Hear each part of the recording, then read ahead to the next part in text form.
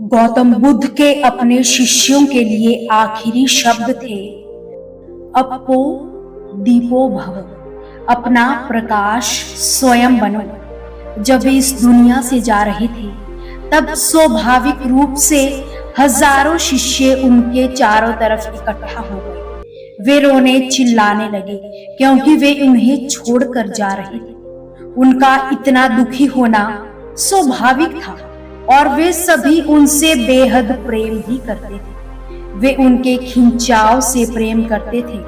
वे न केवल आध्यात्मिक रूप से सुंदर थे बल्कि शारीरिक रूप से भी सबसे सुंदर पुरुषों में से एक थे। उनका चलना बैठना सोना, उनकी बातें, उनकी मुस्कान सब अपने आप में बहुत ही अद्भुत थे और आकर्षक भी थी। बुद्ध को देखना ऐसा था मानो किसी कमल के ताजे फूल को देखना। वे पूर्ण रूप से शांति, संपूर्ण व स्थिरता की मूर्ति थे और वे सभी लोग भगवान बुद्ध को अथाह प्रेम करते थे। उन लोगों ने उस एक इंसान के लिए सब कुछ त्याग दिया था, सब कुछ मिटा दिया था, लेकिन अब वही इंसान उन्हें छोड़कर जा रहा था। उनके आंसुओं को, दुख को सभी समझ सकते थे।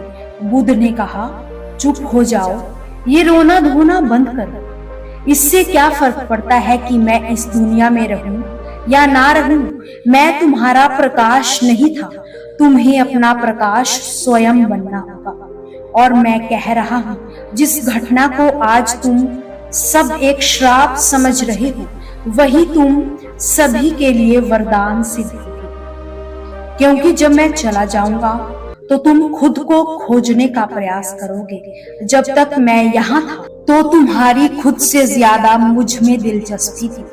हालांकि मैं हमेशा तुमसे यही कहता रहा कि खुद के भीतर जाओ, खुद को जानो, परंतु तुम मुझ पर ध्यान केंद्रित कर रहे थे। अब जब मैं यहाँ नहीं रहूंगा तो तुम खुद के भीतर जाने के लिए बाध्य हो जाओगे। और ठीक ऐसा ही हुआ। बुद्ध के जाने के बाद बहुत से लोग बुद्धत्व को प्राप्त हुए। जब उनसे पूछा गया कि बुद्ध की मृत्यु के बाद इतने सारे लोग बौद्ध क्यों हो गए, तभी कहा गया कि हमें समझ आ गया है कि बुद्ध ने ऐसा क्यों कहा कि जिस मृत्यु को तुम अभिशाप समझ रहे हो वह तुम सभी के लिए वरदान सिद्ध है। क्योंकि एक बार आपने बुद्ध को देखा और वो चले गए तो वो बाहर देखने लायक कुछ भी नहीं है। इसीलिए हमने अपनी आंखें बंद करके हमने बुद्ध के रूप में वह सब देख लिया है जो सबसे अधिक देखने योग्य, या हम में से इस संसार में सबसे सुंदर व्यक्ति को देखा है।